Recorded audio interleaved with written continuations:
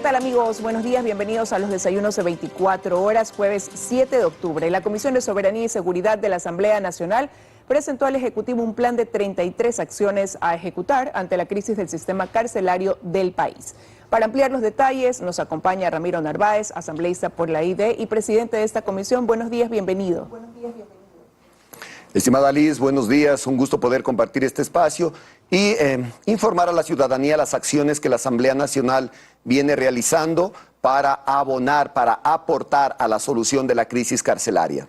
Bueno, y para entrar en contexto, asambleísta, vale la pena que nos cuente, ustedes como Comisión de Soberanía, debido a los incidentes de hace una semana en la penitenciaría del Litoral, 119 reos asesinados, decidieron visitar ese centro carcelario y poder constatar qué es lo que está pasando ya al interior.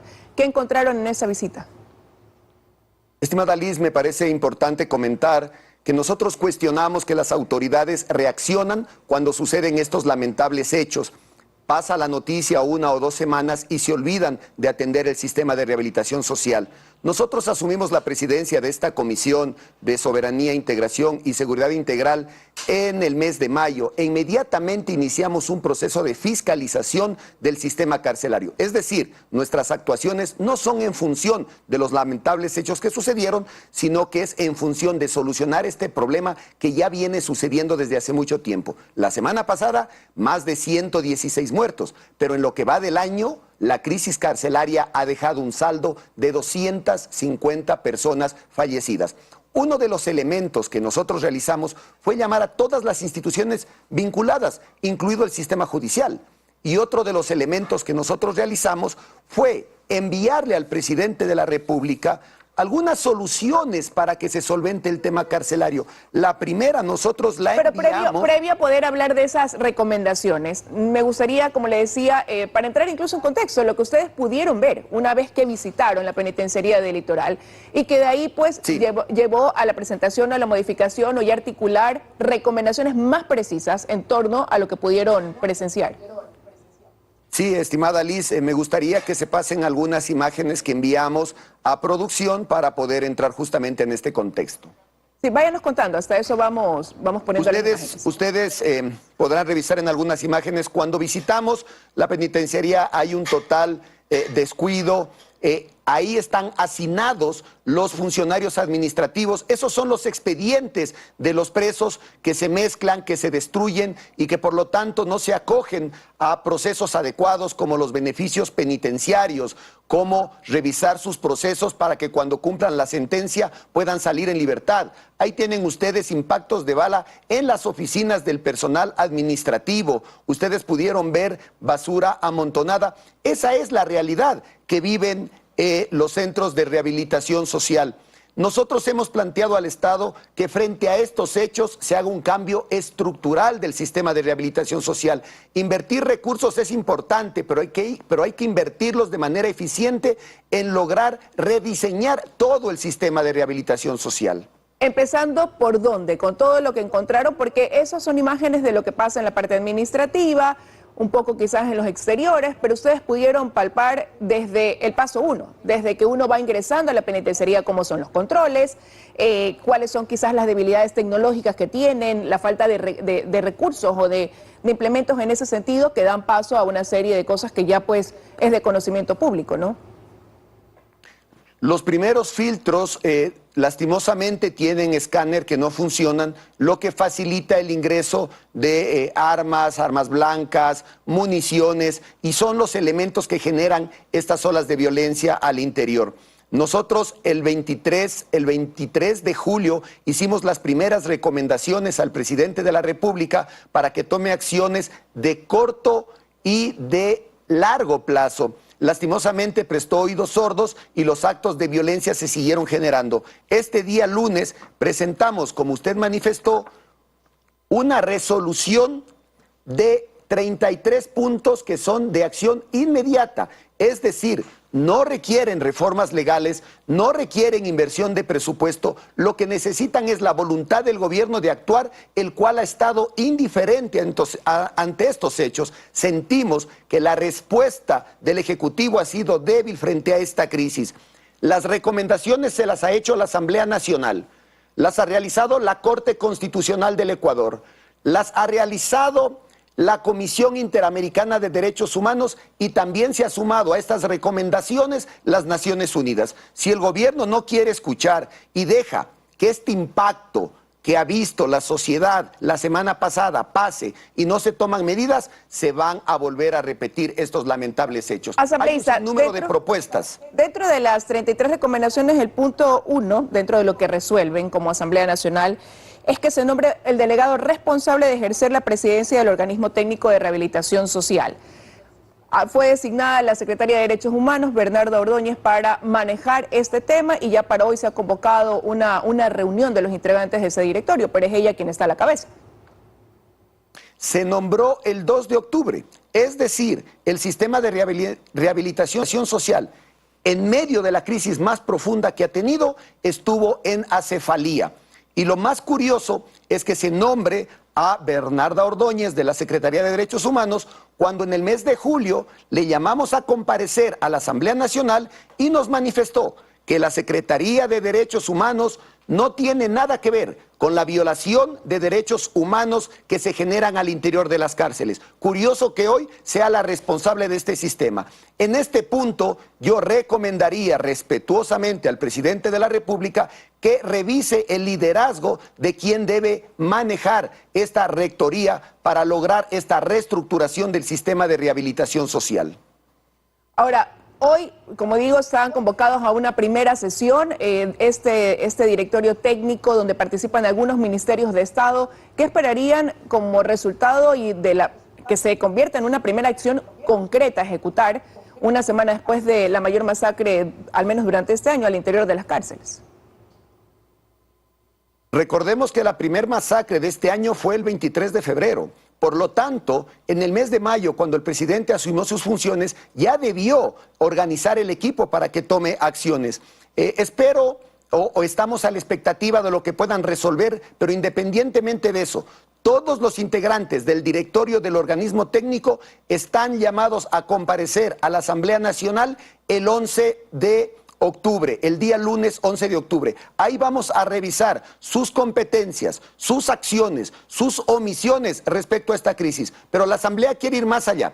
La Asamblea lo que necesita es darle respuestas al pueblo ecuatoriano, adicional a la fiscalización, a los cuestionamientos. Lo que tenemos que generar con ellos es una relación interinstitucional que dé salida a esta grave crisis. Para eso hemos hecho estas 33 recomendaciones, en donde una de las principales es involucrar a todas las instituciones vinculadas, involucrar a la academia, a expertos en el tema, a organismos internacionales que pueden sumar sus conocimientos y su experiencia a solucionar esta crisis. ¿Qué lo lleva a afirmar que hay una falta de articulación precisamente entre las instituciones, señalando como debilidad a lo que puede derivar desde el ámbito judicial? Usted ha manifestado el ejemplo más palpable de esto, y es la indiferencia que ha tenido el sistema judicial para ser parte de este tema de seguridad. Ellos no están al margen, ellos han abonado a esta crisis. En el sistema judicial tenemos varios problemas. Primero, el abuso de la prisión preventiva. Segundo, más de 10,000 presos sin sentencia en las cárceles, que aumenta el hacinamiento y ese ambiente de violencia que se genera y que muchos de ellos podrían ser inocentes. Tercero, la falta de agilidad para que los presos se puedan acoger a los beneficios penitenciarios y que personas que han cumplido un porcentaje de su pena, que no son un peligro para la sociedad, que lo que quieren es una segunda oportunidad, no se puedan acoger a este beneficio porque hay una ausencia de jueces de garantías penales. Incluso hay presos que han cumplido su sentencia y no han podido regularizar sus trámites para salir en libertad.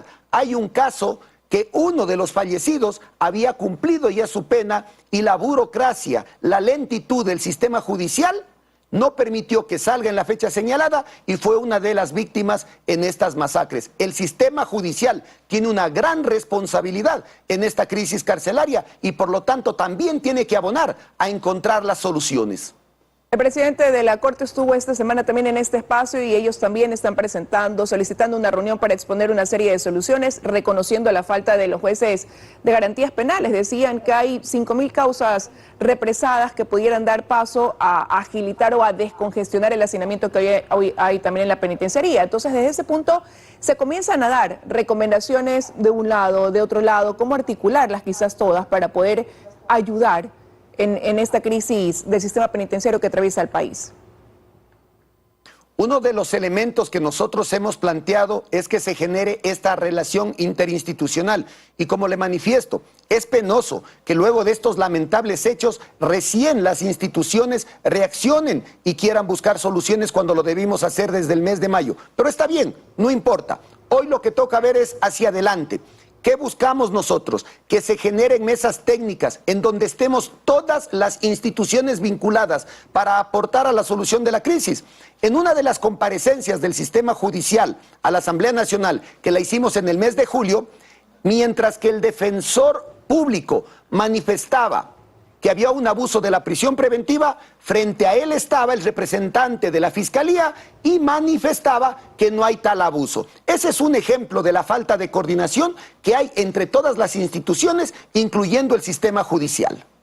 Ahora, pero quizás hay que también dar un paso atrás y dentro del diagnóstico reconocer, usted mostraba aquí imágenes de cómo están los expedientes, en carpetas, dentro de cartones. Y ante eso, el riesgo de que haya información que ya no consta, que no hay un verdadero registro de esa población carcelaria, por eso puede resultar incluso tan difícil identificar quiénes estaban en un determinado pabellón. La policía ha reconocido en este espacio que la clasificación no se da muchas veces por el nivel de delito que han cometido, si son de baja, mediana o alta peligrosidad, sino que llega el mismo privado de la libertad y dice yo quiero ir a tal pabellón, porque ahí está la banda a la que pertenece. Entonces, ¿qué hacer también? ¿Cuál es la propuesta ahí en ese sentido? Mire, su información o sus expresiones son precisas, esa es la realidad. Mientras debe haber una clasificación técnica de los presos, hoy no se genera. Por eso nosotros consideramos que hay que cambiar toda la estructura del sistema de rehabilitación social y así le hemos manifestado al presidente, porque caso contrario, como se suele decir en el argot popular, los paños de agua tibia no van a curar la fiebre. Acá, cualquier iniciativa que no reconstituya la estructura no va a poder generar ese cambio. Otro tema también importante que no puedo dejar de mencionarlo es el populismo penal. Las reformas a la ley generadas en el 2014 y las reformas generadas en el 2019 que endurecieron las penas no han sido una solución y hoy se ha demostrado. Queremos solventar o solucionar un problema social con el derecho penal. Hay que ser firmes para que la delincuencia, para aquellos que han cometido delitos, paguen su pena, pero sean rehabilitados y reincorporados a la sociedad. Pero no podemos pretender meter a toda la población que cometa una infracción a la cárcel y tener las consecuencias que hoy tenemos. La Asamblea también tiene que reconocer sus errores, pero hoy estamos decididos a trabajar de manera conjunta con todas las instituciones para crear el marco legal necesario para abonar a la solución de esta crisis. Hemos venido trabajando en esto desde el mes de mayo. Insisto, la reacción de la Asamblea Nacional no sucede por los hechos de la semana pasada, sino que es un trabajo de los 4 últimos meses que queremos apoyar al Ejecutivo. Estamos extendiendo la mano, señor presidente, para que trabajemos en equipo. Son varias las instituciones que le han manifestado que quieren abonar y apoyar a la solución de estos problemas. Dentro de ese apoyo, ¿cuál es la recomendación o qué proponen también para atacar un problema que es real también? Hoy la situación, lo que se ve, lo que se refleja incluso es que son los líderes de las bandas los que tienen ahí adentro el control del centro penitenciario. Son ellos los que disponen, son ellos, veíamos imágenes de lo que la policía encontró, la construcción de una piscina en un área, un gimnasio muy bien montado, bebidas alcohólicas, por mencionar solamente algunas de las cosas. Y eso lo que deja entrever es la desventaja que hay entre quienes deben ejercer el control y quienes lo tienen. Efectivamente, usted ha dicho algo muy importante. Primero, hay que ser claros. La policía, el ejército, el SNAI no tienen el control de las cárceles. No hay nuevos actos de violencia porque ellos no los quieren cometer, es decir, los presos. Hay un gobierno paralelo al nuestro. Adelante al interior de las cárceles, ellos tienen sus propias normas, sus propias leyes, se rigen por sus propios códigos. Es una población de 15,000 presos que tienen una conducta que se ha desarrollado al interior de ellos. Es una sociedad aparte a la nuestra. ¿Cómo cambiar eso?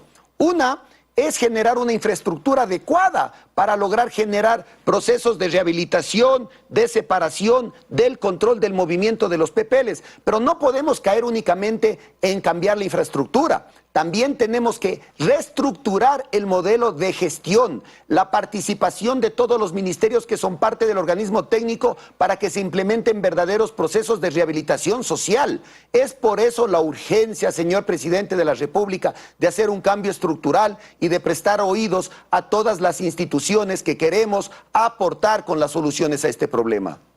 Quiero concluir la entrevista preguntándole también cuál fue su percepción tras haber escuchado a las autoridades de policía, de gobierno, sobre la realidad que ellos enfrentan, sobre el diagnóstico de la situación de inseguridad que se vive actualmente en gran parte del país, no solamente ya, y que bueno, que está ligada así con lo que pasa, ¿no? Esa crisis en el sistema carcelario.